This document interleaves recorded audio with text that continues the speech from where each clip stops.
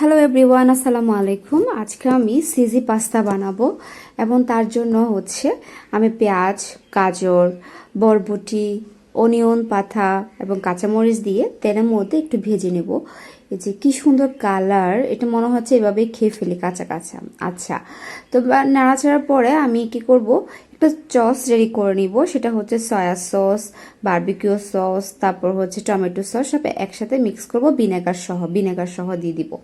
তারপর আমি এগুলো আলাদা করে রেখে সাথে একটা পাশে ডিম দিব এবং এভাবে ফাটিয়ে নেব।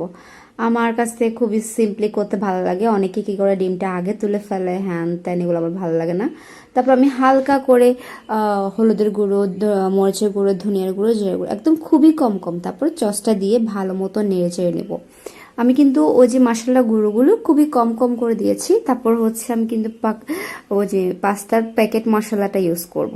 তারপর আমি এখানে পাস্তা দিয়ে দিলাম, তারপর একটু অনিয়ন লিভসটা দিলাম আবার, তারপর যে প্যাকেট মশলাটা দিয়ে দিয়েছি। তারপর আমি একটু নেড়ে ছেড়ে নেব ভালো মতো, খুব ভালো করে। অ্যান্ড এটা করতে আমার খুবই ভালো লাগতেছিল, কেন মনে জানি না, খুবই মনে হচ্ছিল যে ওকে। এখন আমি চিজ দিয়ে দিচ্ছি, মজারেলা চিজ। এখানে আমি আরও অনেক পরিমাণে চিজ দিয়েছিলাম।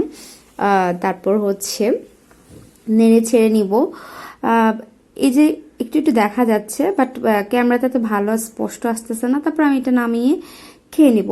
অ্যান্ড এটা খুবই আমি ট্রাই করে দেখতে পারেন, খুবই সিম্পল অ্যান্ড খুবই তাড়াতাড়ি হয়ে যায়। মানে আমার রান্নাগুলো আসলে খুবই দ্রুত হয়ে যায়, খুবই সিম্পলি অ্যান্ড আমি করে ফেলি। সো থ্যাংক ইউ এভরিওয়ান, আল্লাহ হাফেজ।